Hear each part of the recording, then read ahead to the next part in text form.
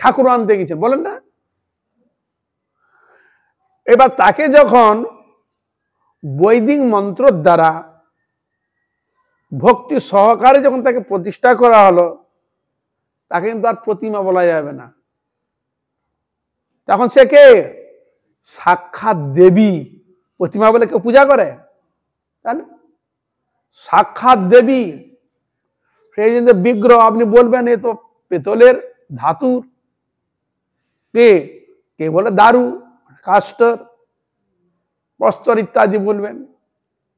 যখন তিনি প্রতিষ্ঠিত যখন হয়ে গেলেন বৈদিক মন্ত্র যারা ভক্ত কর্তৃক, তখন কিন্তু সে প্রতিমা নন, সে কি? সাক্ষাৎ ভগবান।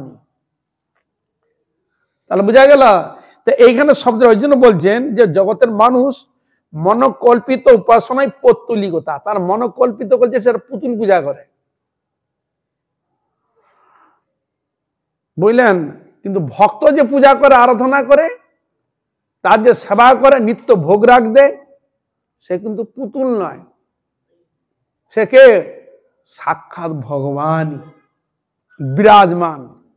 তিনি গ্রহণ করছেন, সেবা করছেন, ভক্তের হৃদয়ের ভালোবাসা তিনি গ্রহণ করছেন, তার সে কিন্তু পৌত্তলিক নয়। তার পৌত্তলিকতা কারা ভাবে? যারা মনোকল্পিত বস্তুকে গ্রহণ করেন তাকে বলে পৌত্তলিকতা। কিন্তু শাস্ত্রে ভগবানের রূপ কিরকম বর্ণনা দিয়েছে, বর্ণনা দিলে তাকে আনবে কি করে বলুন? এই জন্য তো জগন্নাথের আমরা দেখতে পাই, জগন্নাথ আগে কি রূপে সেবা হয়েছিল? নীল মাধব রূপে। আগে জগন্নাথ নীল মাধব রূপে সেবা হতো।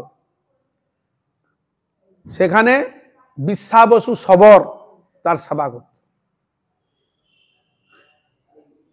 কি রূপে ছিলেন? তাকে কি নাম ছিল? নীল মাধব। নীলগিরি পর্বতে তিনি বিরাজমান ছিলেন, নীল মাধব।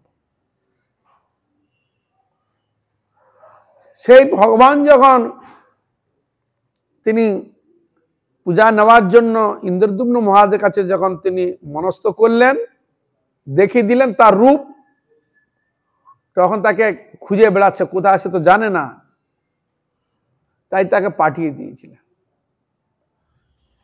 অনেকে খুঁজে খুঁজে তাকে পায় নাই, তাই সে ইন্দ্রদ্যুম্ন মহারাজের রাজপুরোহিত ছিল, নাম কি? বিদ্যাপতি। ও বিদ্যাপতি খোঁজ করতে করতে সবরপল্লীতে ঢুকেছে। সে গিয়ে ছলে বলে কৌশলে অসন্ধান পায়। সে তো অনেক ঘটনা আমি বলবো না, টাচ করছি। সেখানে গিয়ে যখন তিনি ছলে বলে গেলেন, কিন্তু আর সেই বিগ্রহ দর্শন করতে পায়নি।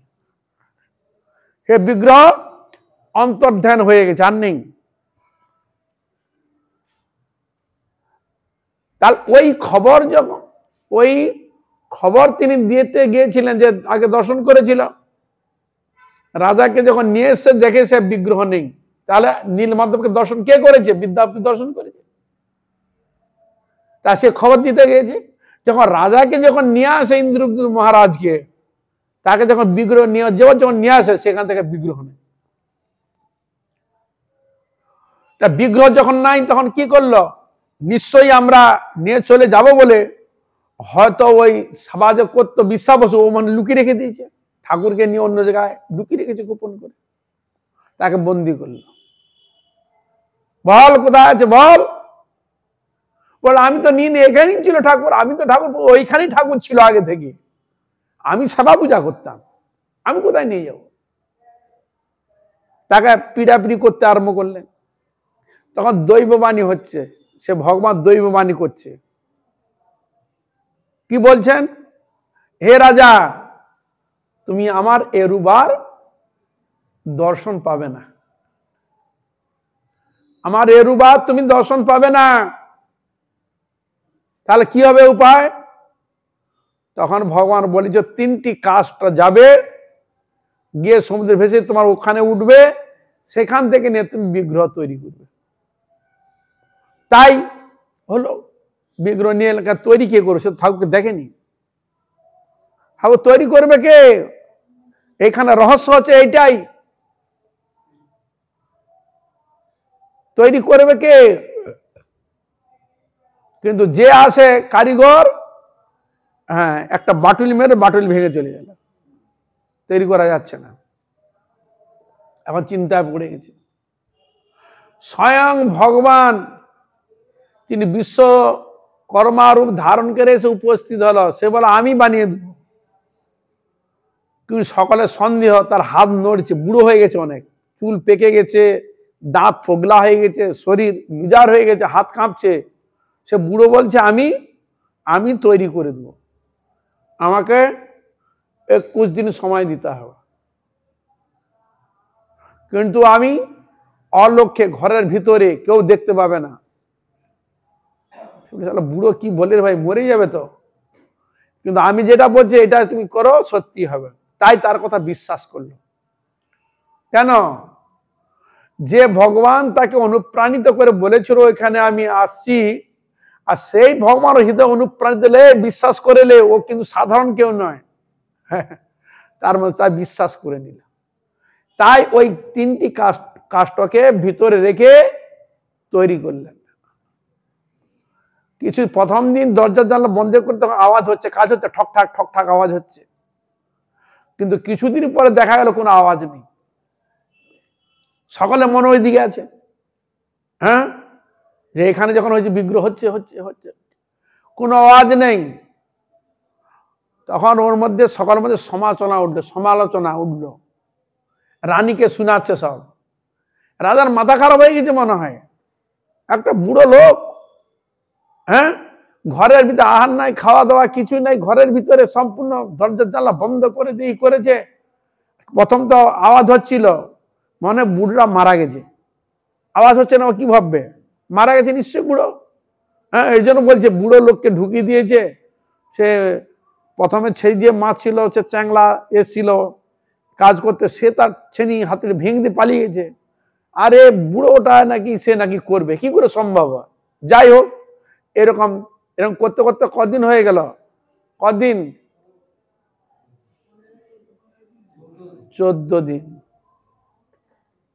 14 দিন হয়েছে, মানে এতদিন মানে করেছিল। রাজা বলে দাঁড়া না, গেছে বলেছে, দেখি না তার কথা রাখি না,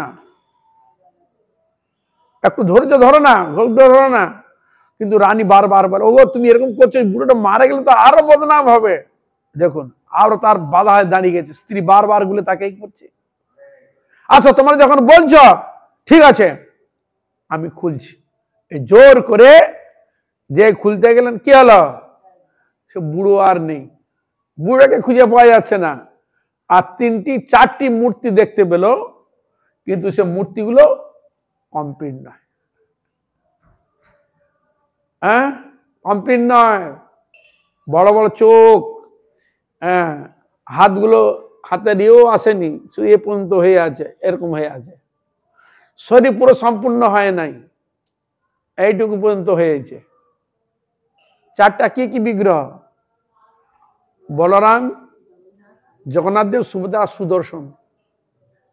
সুদর্শন, এরকম অবস্থা। তার কি বুঝা গেল? তখন তারা বুঝে গেলেন দৈব। তাহলে বিগ্রহকে কে তৈরি করবে? স্বয়ং ভগবানই তৈরি করেন। এখন প্রশ্ন, তাহলে বিগ্রহ এখানে এলো কি করে? না, ভক্ত তার ভক্তির দ্বারা ভগবানকে হৃদয়ে দর্শন করেন। বুঝা গেল? সে বিগ্রহ ভক্তের হৃদয়ের দর্শন বিগ্রহ যিনি তৈরি করেন, তার হৃদয়ের মধ্যে তার এই ভাবটা তিনি রূপ দান করেন। এইটাই তো বিশেষ বৈশিষ্ট্য। আপনি ভগবানকে দেখেননি, অথচ রূপ দান করছেন, কি করে সম্ভব সেটা? হ্যাঁ, না, যিনি কাজ করেন তাকে ভগবানের শরণাগত হতে হয়। ঠাকুর, তোমার তো আমি দেখিনি, জানিনি, কি করে বানাবো? তাই শাস্ত্রে তার দৃষ্টান্তগুলো দিয়েছে। তাকে দেখতে কিরকম, তিনি কিভাবে দাঁড়িয়ে থাকেন, শরীরের গঠন কিরকম, সব কিছু বৈদিক আদি শাস্ত্রে তার বর্ণনা দেওয়া আছে। সেই শাস্ত্রকে অনুসরণ করে সে বিগ্রহ প্রকটিত হলেন। যদি ওইটা যথার্থ যদি বিগ্রহ যদি না হতো তাহলে ভগবান তিনি সেবিত হতেন কি? বিগ্রহ কথা বলতেন কি? বলুন। হ্যাঁ, ব্যতিক্রম দেখা যাচ্ছে। যখন ভগবান কৃষ্ণ চলে গেলেন, কৃষ্ণের প্রপুত্র বজ্রনাভ তিনিও 3টি বিগ্রহ তৈরি করেছিলেন, গোবিন্দ, গোপীনাথ, মদন মোহন। উত্তরাকে বলছেন, দেখো তো তুমি তো কৃষ্ণকে সাক্ষাৎ দেখেছ, বলো তো কৃষ্ণের পুরো অঙ্গের সঙ্গে মিল হয়েছে কিনা। দেখা গেল কারো হয়েছে অঙ্গ, মানে মুখের পুরো মন্ডলটা কৃষ্ণের মতো হয়েছে, কারো হয়েছে শরীর বাহু মানে হাত এই পর্যন্ত হয়েছে, আর কারো হয়েছে চরণ। তার 3টা ঠাকুর 3 রকম। একজনের হচ্ছে মুখ অরিজিনাল, একজনের বাহু অরিজিনাল, আর একজনের চরণ অরিজিনাল। তাহলে তার বক্তব্য কি বুঝা সম্পূর্ণ হয়েছে কি? হয়নি, ব্যতিক্রম দেখছি। কিন্তু সেই বিগ্রহ সাক্ষাৎ তিনি প্রকটিত। কি বুঝলেন? হরে কৃষ্ণ। সেই মদন, কি নাম ছিল? গোবিন্দ, গোপীনাথ, মদন। হ্যাঁ, তা সে তো বহুদিন সেবিত পূজিত হয়ে পড়েছিল, লুকা হয়ে আত্মগোপন ছিল। সে বিগ্রহ আবার দেখা দিলেন, সে তো পূজা করলেন। কে? রূপ গোস্বামী গোবিন্দ দেবকে প্রকট করলেন, সনাতন গোস্বামী মদন মোহনকে প্রকাশ করলেন, গোপীনাথ দেব মধু পণ্ডিত প্রকাশ করলেন। তাহলে কি করে হলো? সেই কৃষ্ণকে এইভাবে তারা আবার দর্শন দিয়ে এইভাবে নিত্য সেবিত হচ্ছে। বুঝা গেল? তাহলে এর দ্বারা কি প্রমাণিত হয়? ভক্ত সে যাই হোক না কেন, ভক্ত যখন তার হৃদয় দিয়ে যখন তার প্রভুকে যখন ভালোবেসে যখন করে, তখন ভগবান তিনি জীবন্ত রূপে সে ভক্তের তার সেবা গ্রহণ করে থাকে। এই জন্য চৈতন্য মহাপ্রভু বলেছিলেন, প্রতিমা নহগ তুমি সাক্ষাৎ ব্রজেন্দ্র নন্দন, বিপ্রলাগী কর তুমি অকার্য করণ। তাহলে বুঝা গেল? তাহলে এই যে মন্দিরে আমরা দেখছি, একে সাক্ষাৎ গোবিন্দকে দেখছি না দেখছি পুতুল দেখছি? কি সে পুতুল কুতুল সেবা করে? করে না। কে? ভগবান। এই জন্য শাস্ত্র নির্দিষ্ট দিয়েছে, তুমি যদি তাকে ভগবান বলে সাক্ষাৎ, যদি সেই অপ্রাকৃত তিনি রাধারানী এখানে দাঁড়িয়ে আছেন, সাক্ষাৎ কৃষ্ণই এখানে দাঁড়িয়ে, তিনি নিত্য সেবা নিচ্ছেন। তিনি যদি না হাতে তার কেউ সেবা করতো না। সেবা করে কি লাভ হবে? তিনি সেবা যদি না গ্রহণ করেন।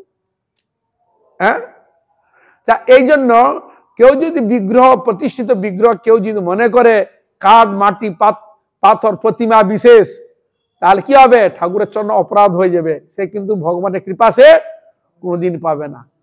বুঝা গেল? তাহলে আপনার বিশ্বাস কিসের উপর? শাস্ত্রের উপর। শাস্ত্র সম্পূর্ণ বিশ্বাস, সেই শাস্ত্র অনুযায়ী ঠাকুর নিত্য প্রকটিত। ওগুলো এক বিগ্রহ। বুঝা গেল? আর এক বিগ্রহ কি? গ্রন্থ। গ্রন্থ কিন্তু বিগ্রহ। হরে কৃষ্ণ, এও সাক্ষাৎ ভগবান। গীতা সাক্ষাৎ কৃষ্ণ, ভাগবত সাক্ষাৎ কৃষ্ণ, চৈতন্য ভাগবত, চৈতন্য চৈতন্য সাক্ষাৎ স্বয়ং চৈতন্য মহাপ্রভু। কি অবতার? গ্রন্থাবতার। বুঝা গেল? এই জন্য গ্রন্থকে পূজা করতে হয়, এই জন্য গ্রন্থকে ঠাকুরের স্থানে রাখতে হয়। এগুলো কেন? সাক্ষাৎ ভগবান তিনি বিরাজিত। বুঝা গেল? এই যেটা বলেন, মানিত ঠাকুর না হয় কুকুর। যদি আপনি না মানতেন, কুকুর বলে মনে করবেন। এই জন্য শাস্ত্র বললেন, বিশ্বাসে মিলায় বস্তু, তর্কে বহুদূর। তাহলে আপনার মধ্যে সে অপ্রাকৃত ভাব রাজ্যের বস্তুটা কে বিশ্বাস করাবে? সাধুগুরু বৈষ্ণব, গুরুদেব। গুরুদেবের মুখনিসৃত বাণী এবং শাস্ত্রের তার উপদেশ বাণী, এই সব হচ্ছে আমাদের সম্পূর্ণ বিশ্বাসের মূল বস্তু। তাকে যদি আমরা যদি মনে করি সাধারণ পত্তলিকা, তাহলে কিন্তু অপরাধ হয়ে যাবে। এই জন্য এখানে ছিল ভক্তি সিদ্ধান্ত ঠাকুর প্রভুপাদ, তিনি ধরে ধরলেন যে দেখো, মনকল্পিত উপাসনায় পত্তলিকা, যারা মনকল্পিত করে সেবা করে পূজা, সেটা পুতুল বলে জানবে। কিন্তু অদক্ষ ভক্ত পৌত্তলিক নহে। অদক্ষ ভক্ত মানে যে ভক্ত যে ভগবানের পূজা করে বিগ্রহের, যে আরাধনা করে, সেবা করে, নিত্য যে ভোগ দেয়, চরণে ফুল তুলসী যে দেন, নিত্য পরিক্রমা করেন, নিত্য যে স্মরণ করেন, সে সাক্ষাৎ ভগবান, সে পুতুল নয়। বুঝা গেল? এখন আমি যদি মনে ওই পুতুল, তাহলে হবে না, তাহলে অপরাধ হয়ে যাবে। তাহলে আমাদের বিশ্বাস কি বুঝা গেল? যারা মনকল্পিত উপাসনা করে তারা তো পুতুল পূজা করে। যারা মনকল্পিত ভাবনা নিয়ে ভাবনা করে তারা পুতুলিক পূজা করে। কিন্তু ভক্ত যে সেবা পূজা করে ভগবান নাম করে, তিনি হচ্ছে অধ্যক্ষ সাক্ষাৎ ভগবান,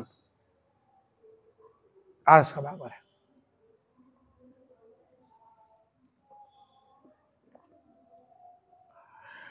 ভক্তগণ কৃষ্ণেরই অঙ্গ প্রত্যঙ্গ, ভক্ত পূজা বাদ দিয়া কৃষ্ণ পূজার ছলনা দাম্ভিকতা।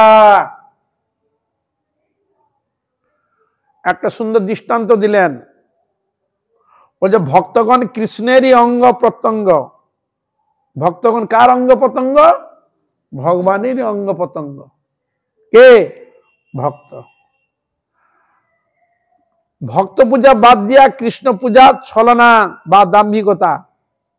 কিন্তু সেই ভক্তের পূজা না করে যদি আমি ভগবানের পূজা করি, তাহলে কি হবে? সেটাকে শাস্ত্র একে বলছে দাম্ভিকতা। দাম্ভিক, ভক্তকে অনাদর, ভক্তের প্রতি শ্রদ্ধা নাই, ভক্তের প্রতি বিশ্বাস নাই, কিন্তু তার খুব ভগবানের প্রতি বিশ্বাস দেখায়, ভক্তকে অনাদর করে, তাহলে কি হবে? তাকে এখানে বলছে সে দাম্ভিক। বুঝা গেল? এই জন্য পূজাতে প্রথম রয়েছে ভক্ত পূজা। ভগবান বলছে আমা হইতে আমার ভক্ত পূজা বড়, গীতা ভাগবতে কইলেন দড়। ভগবান বলছে আমা হইতে আমার ভক্ত পূজা বড়। কোথায় বলছেন? গীতা ভাগবত আদি শাস্ত্রে তার বর্ণন করছে দৃঢ়তার সহিত। তাহলে আগে ঠাকুরের পূজা করতে গেলে আগে ভক্ত পূজা করতে হবে। বুঝা গেল? ভক্ত পূজা করার পর তারপরে ভগবানের পূজা করবে। যদি ভক্ত পূজা না করে যদি ভগবানের পূজা করতে যান, ভগবান পূজা গ্রহণ নিবে না। আর যদি বলো ভক্ত আমার কি দরকার, ভগবানকে দেবো, সে দাম্ভিক, সে কোনোদিন ভগবানকে লাভ করতে পারবে না। এই জন্য আমাদের মানে একটা কথা আছে না, সাউরি সারা ভিতে গলদ, একটা কথা শব্দ বলে, হ্যাঁ ভিতে গলদ। আমাদের গলদ কোথায়? ভক্তকে অনাদর করে ভক্ত সেবা করি না, এটা আমাদের ভিতে গলদ ভজনকারী ব্যক্তির ক্ষেত্রে আমাদের। বুঝলেন? হরে কৃষ্ণ। ভক্ত পূজা করে না, ভক্তকে সমাদর করে না, ভক্তকে অনাদর করে। আর খুব বড় ভক্ত, হ্যাঁ ভগবানের খুব সেবা পূজা, খুব নাম ঢাক ঢোল পিটি খুব সেবা করছে। এই জন্য ভক্ত পূজা। আমাদের বৈষ্ণবগণের এই যে নিত্য যে সেবা পূজা করে, আগে গুরু পূজা, বৈষ্ণব পূজা, গৌর নিত্যানন্দের পূজা, তারপর রাধা গোবিন্দের পূজা। এই জন্য আগে ভক্ত পূজা, আগে ভক্তের কৃপা নিয়ে। ভগবানকে তোমার কে দেখালো? ভক্ত দেখালো কি না? গুরুদেব ভক্ত দেখালেন না ভগবানকে? কি ভগবানকে দেখে নিবে, জেনে নিবে, কাছে যেতে পারবে? কে তোমাকে আলো পথ দেখিয়ে নিয়ে গেল? গুরুদেব। এই জন্য আগে গুরু পূজা, ভক্ত পূজা আগে করতে হয়, ওরে তারপরে ভগবানের পূজা করতে হয়। এই হলো শাস্ত্রীয় বিধান। এই জন্য ইনি বললেন যে ভক্তকে কি বলে জানবে না? কৃষ্ণের অঙ্গ প্রত্যঙ্গ। বুঝলেন? হরে কৃষ্ণ। ভক্ত হচ্ছে ভগবানের অঙ্গ প্রত্যঙ্গ, এরকম জানবে। অর্থাৎ তার সেবা পূজা না করলে তুমি ভগবানকে কোনোদিন লাভ করতে পারবে না। এই জন্য শাস্ত্রে বললেন গুরু কৃপাহি কেবলম, বৈষ্ণব কৃপাহি কেবলম। বুঝা গেল? হরে কৃষ্ণ। এবং তাদের কৃপা অবশ্য প্রয়োজন। এই জন্য আরো বলা রয়েছে সেখানে, কৃষ্ণ রুষ্ট হলে গুরু রাখিবারে পারে, আর গুরু রুষ্ট হলে কৃষ্ণ রাখিবারে নারে। বলি না হরে কৃষ্ণ। কৃষ্ণ যদি আমার প্রতি অসন্তুষ্ট হন, কি গুরুদেব যদি আমাকে গাইড করেন, তাহলে কৃষ্ণ তাকে ঠিক মেনে নিবে, আশ্রয় দিবে। কিন্তু গুরু যদি রুষ্ট হয়, গুরু যদি আমার প্রতি কি হন, শুভ দৃষ্টি যদি না থাকেন, আমার প্রতি যদি তিনি অসন্তুষ্ট হন, তাহলে ভগবান আপনাকে আশ্রয় দিবে না। বুঝা গেল হরে কৃষ্ণ? এই জন্য সেখানে বলা হয় যে কৃষ্ণ রুষ্ট হলে গুরু রাখিবারে পারে, আর গুরু রুষ্ট হলে কৃষ্ণ রাখিবারে নারে। তাহলে এই জন্য গুরুকে রুষ্ট করা যাবে না, গুরুকে যথার্থভাবে সেবা করবে। আর গুরু সেবা করলে ভগবান আর সন্তুষ্ট হয়। গুরু সেবা করে ভগবানের সেবা, মানে গুরু সেবা করলে আর সে করো না, গুরু সেবা করার পর ভগবানের সেবা, একের পর এক থাকে তো, উভয়ের সেবা করতে হয়। শুধু গুরু করলাম, ভগবানকে করলাম না, সেখানে গুরু সন্তুষ্ট হয়। আরে বেটা, আমাকে দিয়ে যাচ্ছে, আমার প্রভুকে দিচ্ছি না, কি বললে হরে কি না? গুরু বলে আমাকে আমার প্রভুকে তুই দিচ্ছিস না, সন্তুষ্ট হবে সে? তাহলে আবার ভগবানকে তুমি দিলে, ভগবান আমার ভক্তকে তুমি অসন্তুষ্ট, তাকে তুমি করছো না, তোর পূজা যা পালা। এই জন্য সেখানে বলা রয়েছে যে ভক্তকে অবশ্যই তার পূজা প্রীতি এগুলো করতে হয়। এই জন্য ভগবান কৃষ্ণ দেখিয়ে দিলেন, আমরা তো অনাদর করি তো, এই জন্য ভগবান কৃষ্ণ যখন দ্বারকায় ছিলেন, যখন সেখানে সুদামা বিপ্রয়োগী যে উপস্থিত যখন হলেন, সঙ্গে সঙ্গে তিনি সিংহাসন থেকে উঠে সিংহাসনে বসিয়ে তাকে চরণ ধুয়ে দিলেন, গলায় মালা দিলেন, আরতি করলেন,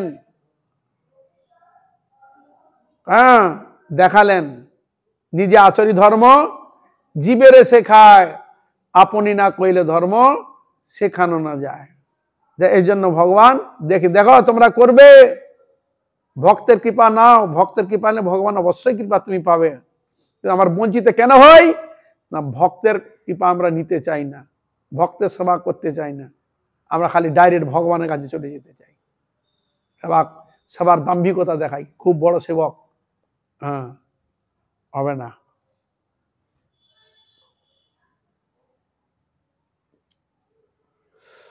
এই জন্য এখানে বলছেন ভক্তগণ কৃষ্ণেরই অঙ্গ প্রত্যঙ্গ, ভক্ত পূজা বাদ দিয়া কৃষ্ণ পূজার ছলনা বা দাম্ভিকতা। যারা ভক্ত হচ্ছে কৃষ্ণের অঙ্গ প্রত্যঙ্গ, তার যদি পূজা যদি না করে, তাকে বাদ দেয়, কৃষ্ণ পূজার অভিনয় করে, বলে তারা ছলনা করে, তার দাম্ভিকতা, তার দাম্ভিক মানে অভিমানী, অত্যধিক হামবড়া ভাব।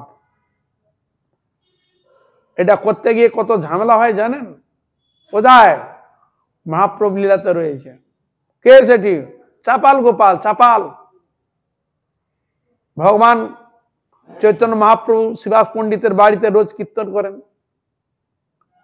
আর ওখানে সবাইকে তো ঢুকতে দেয় না, অধিকারের ব্যাপার আছে, কিন্তু ওই সবাই ঢুকতে পারে না বলে অনেকে যারা দুষ্টু ব্যক্তি ছিল তারা গিয়ে বলে, হ্যাঁ নিমাই ওখানে ঘরের ভিতরে কি করে, নিশ্চয়ই কোনো দুষ্টুই আছে, কেন ঢুকতে দিবে না? রুটি নিয়ে চাপাল গোপালকে ধরেছে, তাকে তার কানে ভালো করে মন্ত্র দিয়ে দিয়েছে, ওখানে নিমায়ন করছে, সবাই তো সেখানে যাবে, নিশ্চয়ই কোনো কুপন দিয়ে আছে, উল্টো পাল্টা বলে দিয়েছে। বলে দিয়ে কি হলো? চাপালি বলে, ঠিক আছে তোমরা যখন বলছো তাহলে আমি যাচ্ছি। সে কি করলো? মায়ের যে যত সব রক্ত ফক্ত, মদ, জবা আদি যা ছিল, সব গিয়ে ওই দরজায় গড়ায় রেখে দিয়েছে, শ্রীবাস পণ্ডিতের দরজা খুললেই আর বেরোতে পারবো, ওইগুলো না সরিয়ে বেরোতেই পারবে না, দিয়ে চলে এলো। এই যে সে দিয়ে এলো, এতই হয়ে গেল শ্রীবাস পণ্ডিতের চরণে অপরাধ। যেই অপরাধ হয়ে গেল, তার কি ছিল ওইখানে শুধু দিয়ে এসছে, আর তো সে কিছু করেনি, ওইটুকু দিয়ে এসছে, তাতেই তার অপরাধ হয়ে গেল। তার জন্য তার কি হলো, গায়ে হইল গলিত কুষ্ঠ রোগ। অন্য তো রোগ হতে পারে, ও রোগ দিল কেন, মানে এই রোগে পুরো শরীর মাংস পচে যায়, পচে গিয়ে রক্ত পুজে পরিণত হয়, পোকা জন্মগ্রহণ করে। দেখ পোকার কামড় খেয়ে দেখ কিরকম মজা, বুঝা গেল? আরে কি না, ছটপট করছে, জ্বালা থাকতেই পারছে না। মায়ের ঘরে পাশেই থাকতো, তাকে বলে ঘরে গোয়াল ঘরে রেখে দাও, স্ত্রী বের করে দিই। কি বললেন? হরে কৃষ্ণ। খাওয়া দাওয়ার ব্যাপার, তার কাছে দুর্গন্ধ, যেতে পারছে না, হ্যাঁ অন্য কাছে কোন রকম দিয়ে চলে এলো। হ্যাঁ, তখন সে ডাকছে, মা আমি তোর এতদিন সেবা পূজা করেছি, কোনোদিন তোর কিছু করিনি মা, এর থেকে কিভাবে রেহাই পাবো? মা তখন প্রকট হয়ে গেল তার আরতিতে। বুঝলেন, কথা বলতেন সে চাপাল গোপাল। মা বলছে, তুই তো অপরাধ করে ফেলেছিস, শিবাস পণ্ডিতের চরণে এগুলো তুই দিতে কেন গিয়েছিলি? অন্যান্য কিছু করলে তো আমার কথা নিয়েই, অনুমতি নিয়ে করিস, তুই আমার অনুমতি করতে গেলি কেন? এখন কি হবে, যা তো হয়েই তো গেছে, যা শিবাস পণ্ডিতের চরণে ক্ষমা চেন, পায়ে ধরে ক্ষমা চেন, যে আমার ভুল হয়েছে শিবাস, তুমি আমাকে ক্ষমা করো, জানতে করে ফেলেছি। সে তখন, হ্যাঁ আমি পণ্ডিত, হ্যাঁ আমি এতদিন মায়ের সেবা পূজা করেছি, মা সাক্ষাৎ, আর আমি শিবাসের পায়ে ধরতে যাব না? আমি পায়ে ধরবো না, শিবাস পায়ে ধরবে না। ঠিক আছে, আর কি হলো, আরো জেকে ধরে, হ্যাঁ কিছুদিন হতে হতে একবারে মূর্ছিত হয়ে পড়ে গেছে, আর কোনো জ্ঞান কাণ্ড নাই। স্ত্রী তো দেখলো, তো মহা সমস্যা, ডোম দিয়ে নিয়ে চলে গেছে, বেটা মরে গেছে। আর সেখানে ওই রেখে দিয়ে কাঠ সাজাচ্ছে, কাঠে দাহ করাবে। আর এ পাশে এই হাওয়া পেয়ে, গঙ্গার হাওয়া পেয়ে, ফুরফুরি পেয়ে বসে গেছে। হ্যাঁ আমাকে কে নিয়ে এসছে? আমি মরে গেছি, আমাকে দাহ করতে কে এসছে? তখন বলে, আরে হ্যাঁ, সব সে ইতিহাসগুলো জানলো। তখন বলে, তাহলে কি হবে উপায়? যমুনার কাছে, গঙ্গার কাছে প্রার্থনা, গঙ্গা তুমি আমায় কৃপা করো। কোথায় যাবে? কাশি যাবে, এরকম মনস্থ করেছে। কিন্তু গঙ্গা যখন, গঙ্গা তাকে নিচ্ছে না, গ্রহণ করছে না। কেন? বৈষ্ণব অপরাধের এমন ফল। বুঝলেন? শিব ঠাকুরের কাছে প্রার্থনা করছে, শিব বলে, খবরদার তুই আসবি না আমার কাশি, অপবিত্র হয়ে যাবে, তুই খবরদার আসবি না, পাপী। দেখুন মহা ফেসে গেছে। কি বুঝলেন? হরে কৃষ্ণ। হ্যাঁ, এই জন্য বৈষ্ণব বন্দনা বলা আছে, বৈষ্ণব নিন্দিয়া যে বা গয়া গঙ্গা যায়, পতিত পাবনী গঙ্গা ফিরিয়া না চায়। সেখানে আরো বর্ণন দিচ্ছেন, যদি পুত্র মরে যায়, তথাপিও বৈষ্ণব নিন্দা সহানো না যায়। পুত্র মরে গেলে যে শোক, তার থেকে অতি শোক তৈরি হয় বৈষ্ণব নিন্দা, সাধুগুরু বৈষ্ণব নিন্দা। এই জন্য সেখানে বলছে, শিরে বজ্র পড়ে যদি পুত্র মরি যায়, তথাপিও বৈষ্ণব নিন্দা সহানো না যায়। এই জন্য শাস্ত্রীয় জিনিস অত্যন্ত গূঢ় বস্তু, সেগুলোকে হৃদয়ঙ্গম করা বড়ই কঠিন। হ্যাঁ, লাস্টে কি হলো? খুঁজে বেড়াচ্ছে, তাহলে মহাপ্রভু গেল কোথায়? আমি আর যাব না, এখানে আমাকে ঘর বানিয়ে দে। মহাপ্রভু গেল কোথায়? খোঁজ নিচ্ছে, মহাপ্রভু আর নাই, সন্ন্যাসী নিয়ে চলে গেছে। বুঝলেন? হরে কৃষ্ণ। কোথায়? কিছুদিন পর মহাপ্রভু এসেছে, তখন ওই দুজন যাচ্ছে, যারা তাকে ওই কুটবুদ্ধি দিয়ে বলেছিল নিমাই এরকম করছে, সে করছে, শিবাস পণ্ডিতের বাড়িতে কুটবুদ্ধি করেছিল, তাদের কারো দুজনের চোখ অন্ধ হয়ে গেছে, একজন খোড়া হয়ে গেছে, অন্ধ হয়ে গেছে। কেন? যারা কুটবুদ্ধি দেয় ভগবত সৎ বিষয়ে, তাদের কিন্তু বিরাট ক্ষতি হয়। কি বুঝলেন? হরে কৃষ্ণ। যারা ভগবত সেবায় বা সৎ বস্তুর ক্ষেত্রে মিথ্যা যারা উৎসাহ লটায়, তাদের কি হয়? অন্ধত্ব প্রাপ্ত হতে হয়। জমদণ্ড পেতে হয়, অনেক কিছু ক্ষতি হয়ে যায় তাদের, কল্পনা করতে পারবেন না। এখন তোমরা কোথায় যাচ্ছি, তখন সে জানতে পারলো, তখন চল আমিও যাই। তখন গিয়ে ক্ষমা চাইলেন, তখন ওই থেকে সে মুক্তি লাভ করল। ক্ষমা চেয়ে নিলেন। ক্ষমা চাওয়ার পর মহাপ্রভুর কাছে বলল, প্রভু তুমি আমার ক্ষমা, আমি তো করেই ফেলেছি। তখন তিনি তাকে বলছেন, চাপালকে, যে মুখে করেছে তুমি বৈষ্ণব নিন্দন, সেই মুখে করো তুমি বৈষ্ণব বন্দন। হ্যাঁ, মানুষ এই মুখে সত্য কথা বলে, আবার এই মুখে আবার খারাপ মিথ্যা কুটিল কথা প্রকট করে, বুঝলেন? এই মুখেই। আর একটা পানি আছে, ওই মুখে খায় ওই মুখে হাগে, কে? বাদুড়। হরে কৃষ্ণা। মুখ দিয়ে খায়, মুখ দিয়ে হাগে। এই জন্য মানুষ ওই মুখে সৎ কথা বলবে, মিষ্টি মিষ্টি কথা বলবে, ওই মুখে আবার কর্কশ এমন কথা মিথ্যা কথা ভাষণ দিবে, কল্পনা করা যায় না। হ্যাঁ, এই জন্য তখন তিনি মহাপ্রভুর আদেশে তখন তিনি বৈষ্ণব বন্দনা লিখতে আরম্ভ করলেন। আমি তো অপরাধ করেছি, বৈষ্ণববৃন্দ আমাকে ক্ষমা করো। তখন বৈষ্ণব বৃন্দাবনবাসী যত বৈষ্ণবের গণ, প্রথমে বন্দনা করি সবার চরণ। লীলাচলবাসী যত মহাপ্রভুর গণ, ভূমিতে পড়িয়া বন্ধ সবার চরণ।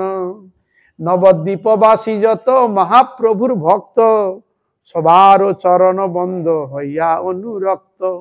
মহাপ্রভুর ভক্ত যত গৌড় দেশে স্থিতি, সবার চরণ বন্ধ করিয়া প্রণতি।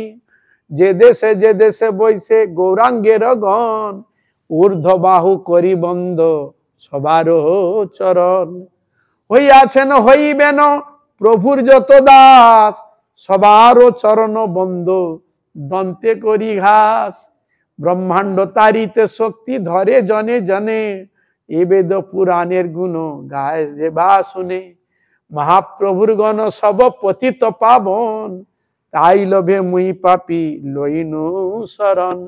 বন্দনা করিতে মুই কত শক্তি ধরি, আর তম বুদ্ধি দোষে মুই দম্ভ মাত্র করি। তথাপি মুখের ভাগ্য মনের উল্লাস, দোষ ক্ষমি ময়ধমে কর নিজ দাস। সর্ববাঞ্ছা সিদ্ধি হয় যমবন্ধ ছুটে, জগতে দুর্লভ হইয়া প্রেম ধন লুটে। মনের বাসনা পূর্ণ অচিরাতে হয়, দেবকী নন্দন দাস এই লোভে কয়। তার নাম ছিল চাপাল গোপাল। তখন তারপরে তার নাম হলো কি? দেবকী নন্দন। বুঝা গেল? হরে কৃষ্ণ। আর এই জন্য জিনিসগুলো জানার চেষ্টা করবেন। তা এই জন্য এখানে বললেন যে কৃষ্ণ পূজার ছলনা দাম্ভিকতা, ভক্ত পূজা বাদ যদি দেয় তিনি দাম্ভিক, বড় অভিমানী। বুঝা গেল? হরে কৃষ্ণ। ভক্ত কোনোদিন দাম্ভিক হবে না, অভিমানী হবে না, সোজা সরল হয়।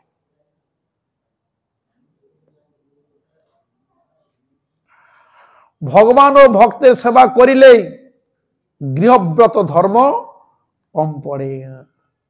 সুন্দর দৃষ্টান্ত। আমাদের সংসারের প্রতি আসক্তি থাকে, এই আসক্তিটা এক জন্মে না, জন্ম জন্মান্তর আসক্তিগুলো একসঙ্গে এসে জমা হয়ে গিয়ে আসক্তিতে পরিণত হয়। যে ভগবানের ভক্ত যদি সেবা করা যায় তার কি হয়? আমাদের জন্ম জন্মান্তরে গৃহব্রত, গৃহের মধ্যে থেকে যে আসক্তিতে যে আমাদের মধ্যে ডুবতে হয় জন্ম জন্মান্তরে, ও আসক্তিটা কি হয়? কমে যায়। বুঝলেন? হরে কৃষ্ণ। যত ভক্ত সেবা করবে, যত সাধুগুরু বৈষ্ণব যত সেবা করবে, আমার হৃদয়ে যে নানা প্রকার বন্ধন, যে আসক্তিটা থাকে, ওই আসক্তিটা কেটে যায়, ধীরে ধীরে কেটে যায়, ধীরে ধীরে কেটে যাবে। আর তারপরে মন সম্পূর্ণ সরল, হৃদয় সরল হয়ে যাবে, ভক্তিভাব প্রকটিত হয়ে যাবে। তখন ধীরে ধীরে ভগবানের দিকে অগ্রসর হবে। বুঝলেন? হরে কৃষ্ণ। ভগবানের দিকে নিকট আর কাছে আসবে। এই জন্য ভগবান এই জন্য ভক্ত পূজার কথা খুব বলেছেন। মহাপ্রভু যখন পুরীতে ছিলেন, সকল ভক্ত বিভিন্ন জায়গা থেকে পুরীতে যেতেন, তারা যখন আসবেন তখন মহাপ্রভুর কাছে প্রশ্ন করছেন, প্রভু আমরা তো গৃহস্থ সংসার নিয়ে থাকি, ছেলেপুলে নিয়ে, কি করলে আমাদের মঙ্গল হবে, কি করণীয় বলুন। তখন মহাপ্রভু বলছেন, প্রভু বলে বৈষ্ণব সেবা নাম সংকীর্তন, দুই কর শীঘ্র পাবে শ্রীকৃষ্ণ চরণ।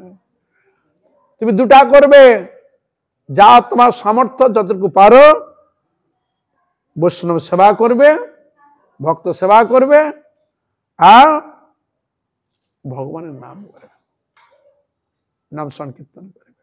দুই করো শীঘ্র পাবে শ্রীকৃষ্ণ চরণ। একটা বললেন না, কটা বললেন? দুটো। এই যে ভক্ত সেবা রাখতেই হবে, এই একদিকে গেল। আর একটা দিক দিয়ে বলেছিলেন, নিরন্তর নাম করো তুলসী সেবন, অচিরাত পাবে তবে কৃষ্ণ প্রেমধন। তার নিরন্তর নাম করবে, আর কি করবে? বৃন্দা দেবীর সেবা করবে। বুঝা গেল? বৃন্দা দেবী নিত্য জল প্রদান করবে, একটু আরতি যদি করতে পারো ধূপ দীপ দিয়ে আরো ভালো হয়, হ্যাঁ, পরিক্রমা আদি করবে, করলে তাহলে ভালো, ভগবানকে তাড়াতাড়ি কৃষ্ণ প্রেম লাভ করার সম্পূর্ণ সুযোগ লাভ হবে। তো এই জন্য বৃন্দা দেবী অবশ্য প্রয়োজন, সেবা করবে। বৃন্দা দেবী কৃপা না হলে আমরা ভগবত ভজনে অগ্রসর হতে পারি না। তাই তাকে প্রণাম মন্ত্রে বলা হয়েছে, বৃন্দা ওই তুলসী দেব্যই প্রিয়া ওই কেশবস্য চ কৃষ্ণ ভক্তি প্রদে দেবী সত্যবত্যই নমো নমঃ। তাহলে কৃষ্ণ ভক্তি প্রদান করে, বুঝা গেল? আর কৃষ্ণ ভক্তি না হলে তো তুমি তো হরিভজন হরিনাম করতে পারবে না, হরি কীর্তন করতে পারবে না। এই জন্য নিত্য তুলসীতে জলদান করার, পরিক্রমা করার শাস্ত্রের বিধি দেওয়া রয়েছে, বুঝা গেল? এই জন্য নিরন্তর নাম কারা করবে? যারা অত্যন্ত ভজনানন্দী, এই জগতের কর্মের প্রতি তার কোনো আসক্তি নেই, কোনো দেহের প্রতি কোনো আসক্তি নেই, সবসময় ভগবানের প্রতি তার সম্পূর্ণ মনোনিবেশ, ভগবান ছাড়া আর কিছুই জানার নেই। দেহকে যা আছে সে তার কোনো ভ্রুক্ষেপ নেই। তাদের ক্ষেত্রে নিয়ত, যেমন হরিদাস ঠাকুর, হরিদাস ঠাকুর কোন কর্ম করতে যেতেন, তিনি কি করতেন? হরিনাম করতেন, তুলসীতে জলাদি দান করতেন, হরিনাম করতেন, সেটা উন্নত কোটির। কিন্তু আমরা তো বিধি মার্গে রয়েছি, শাস্ত্র অনুসারে কত দোষ ত্রুটি আমাদের মধ্যে রয়েছে। তা আমাদের মধ্যে এইটার জন্য কম্পালসারি থাকে যে সাধুগুরু বৈষ্ণব সেবা আর ভগবানের নাম গুণগান কীর্তন বিগ্রহ। এই জন্য আমাদের ধরিয়ে দিয়েছেন, এই জন্য নিত্য ভগবানের নাম করবে, ভগবানের কীর্তন করবে, ভগবানের সেবা করবে। ভগবানের সেবা করতে গিয়ে মন্দির মার্জন আদি করা, যা কিছু ভগবত প্রীতিবিধানে যা কিছু করা সেগুলো করবে, তাহলে অবশ্যই আমাদের মঙ্গল হবে। এইরকম হলো শাস্ত্রীয় বিধানগুলো দেখা যায়। তা এই জন্য বললেন যে ভগবান ও ভক্তের সেবা করিলে গৃহব্রত ধর্ম কম পড়ে, তা ধীরে ধীরে ভগবানের প্রতি ভক্তি আসবে। তা আমাদের একটা অনেকের ধারণা যে হ্যাঁ ভজন করবো, করলে তো দেখছি আমার ঘরের প্রতি আর বিরাট খারাপ হয়ে যাবে, ক্ষতি হয়ে যাবে, এরকম অনেকে ধারণা এসে, বুঝলে, অনেক সময় এরকম ভয় করে, আরে বাবা হরিভজন করবো, হরি বাবা না জানি আমার কি হয়, কি আরে কিছু না, হ্যাঁ কি জন্য আমার ছেড়ে যাবে না, কেন ছাড়বে? সবাই যদি ভজন করে একসঙ্গে মিলেমিশে, কিছু হবে? তাই যদি হতো তাহলে কত তো ভগবানের ভজন করছে, আরাধনা, কারো কিছু হয়েছে? আমাদের মধ্যে এরকম ভয় থাকে, না জানি কি হয়ে যাবে। শুধু অসুবিধাটা কি, এই ভালো মন্দ খেতাম, স্বেচ্ছাচারী মতো এটা ওটা খেতাম, কোন নিয়ম কানুন মানতাম না, যেখানে সেখানে খেয়ে নিতাম। হ্যাঁ, যাই হোক, সমস্যাটা কোথায়? যেখানে সেখানে পেঁয়াজের ফকড়া, হ্যাঁ রসুন ইত্যাদি মৎস্য আদি বহু কিছু ঝুলানো আছে, কত সুন্দর, ছাড়ে ওর সাথে খাওয়া যাবে? আরে কিছু ওইদিকে হ্যাঁ মন যাবে। হ্যাঁ, এর জন্য তারা কি করতে আমার ভয়, এইটা তো এটা খেতে দিবে না, আমাদের লোক ভোগটা কোথায়? এইখানেই চা খেতে নিষেধ করবে, এটা খাবে না, ওটা খাবে না, তা খাবোটা কি? বড় ওটা ছেড়ে দিয়ে ভগবান প্রসাদ খাও, যেটা ভগবানকে দেওয়া যায়। আর তো কাছে খাও না, ছানা মাখন দুধ ঘি খাও না, কত খাবে? সবজি আদি খাও না, কত খাবে? তাতে প্রোটিন হয় না, ওগুলো খেতে হবে তোমাকে। ওটা না খেলে হবে না? তা যারা তো খায়নি তারা কি মরে গেছে নাকি? তাহলে কি হরে কৃষ্ণ? হ্যাঁ, তা আমাদের মানে গন্ডগোলটা বলে এইটা, ও হরিভজন কৃষ্ণ বলে এগুলো ছাড়তে হবে, আর ওগুলো গেলে কোনো ছাড়, কোনো নিয়ম কিছুই নাই, খেয়ে যাও, কোনো ব্যাপার নাই, যখন তোমার হবে তখন তুমি আসবে। কি হরে কৃষ্ণ? নীতিটা কিরকম দেখাচ্ছে? এখন করে যাও, যখন তোমার সময় হবে তুমি ছেড়ে দিবে। কি হরে কৃষ্ণ? কিন্তু এখানে বলছে না, আগে তুমি ছাড়ো তারপর আসো। বুঝা গেল হরে কৃষ্ণ? হ্যাঁ, এর জন্য শুদ্ধভাবে করলে ভালো, অগ্রসর হওয়া যায়। আর যদি আপনার এই সিদ্ধান্ত যদি বলে ঠিক নয়, তাহলে অনেক তো স্কুল আছে, ছেলেকে প্রবেশ করাতে গেলে তোমাকে পরীক্ষা এতগুলো নম্বর তাকে পেতে হবে, তার সেখানে কোশ্চিন থাকবে, কোশ্চিনে যদি তুমি যদি নম্বর সেরকম পাও তবে ওই স্কুলে তোমাকে প্রবেশ দেওয়া অধিকার দেওয়া হবে, না তোমাকে দেওয়া হবে না। আছে কি না হরে কৃষ্ণ? হ্যাঁ, তোমাকে নম্বর দিয়ে সে, তাহলে সেখানে আপনি কি করবেন? ওখানে কি করবেন? সবাইকে দিয়ে দিক, ছেড়ে দিক, এখন স্পেশাল কেন? নিশ্চয়ই আছে, মেরিটের ব্যাপার আছে, পরীক্ষা দেবো, তার মেরিট ভালো, তাহলে আমার স্কুলের নাম হবে, সবগুলো ঠিক হবে। আর একসঙ্গে সবাই ঢুকিয়ে দেওয়া হলো, কোনো আচার আচরণ নাই, নিয়ম নিষ্ঠা কিছু নাই, সব ঢুকিয়ে দেয় একসঙ্গে, গোয়ালের মধ্যে ঢুকিয়ে দাও, কিছু পাবে সে? তাহলে এমনি কি আর আছে? স্ট্যান্ডার্ডের মধ্যে নাই, সব আছে, যে যেরকম সেরকম হবে। তা যেখানে দেখবেন শুদ্ধভাবে তুমি যদি অগ্রসর হতে যাও, তাহলে এই জিনিসগুলো ছাড়লে তোমারই ভালো, তা তুমি তাড়াতাড়ি আসতে পারবে। আরো তোমার ভক্তি রয়েছে, আরো ভক্তি হবে, আরো অনুরাগ হবে, আরো তুমি আসতে পারো তাড়াতাড়ি। তা কোনটা ভালো? তা সেখানে পরীক্ষা দিয়ে বহু টাকা দিয়ে পড়তে পড়ছে কেন? তাড়াতাড়ি মানুষ, তাড়াতাড়ি সে বিদ্যা শিক্ষা লাভ হবে, তাড়াতাড়ি আর তার কিছু উন্নতি হবে, সেই তো। সেরকম পারমার্থিক দিয়ে সাত্বিক আহার বিহার করলে তোমার পারমার্থিক দিয়ে আরো উন্নতি হবে। তার বুঝা গেল হরে কৃষ্ণ? এই জন্য আর যেখানে থাক সকল বৈষ্ণব বৈষ্ণবী সকল ভক্ত সকলের চরণে পুনঃ পুনঃ ধন্যবাদ প্রণাম। আপনারা কৃপা কোন আশীর্বাদ করুন, যেন এইভাবে হরিগুরু বৈষ্ণবের মহিমা গুণগান কীর্তন করে আমার নরাধম পাপিষ্ঠ জনকে ধন্য করতে পারি। হইয়াছেন হইবেন প্রভুর যত দাস, সবার চরণ বন্ধ দন্তে করি। হরে হরে রাম হরে রাম রাম রাম হরে হরে, হরে কৃষ্ণ কৃষ্ণ কৃষ্ণ হরে হরে, হরে রাম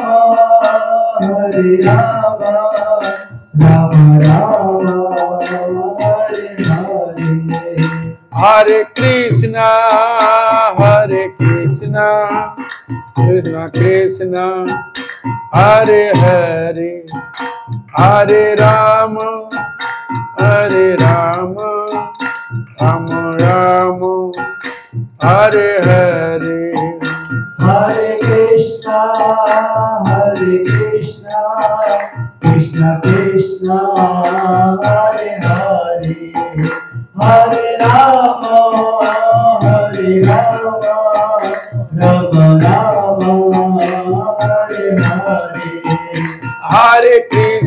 হরে হরে, হরে কৃষ্ণ কৃষ্ণ কৃষ্ণ হরে হরে, হরে রাম রাম রাম হরে হরে, হরে কৃষ্ণ কৃষ্ণ কৃষ্ণ হরে হরে, হরে রাম রাম রাম হরে হরে, তাই গৌর হরি বল হরি বল হরি বল হরি বল, হরি বল হরি বল হরি বল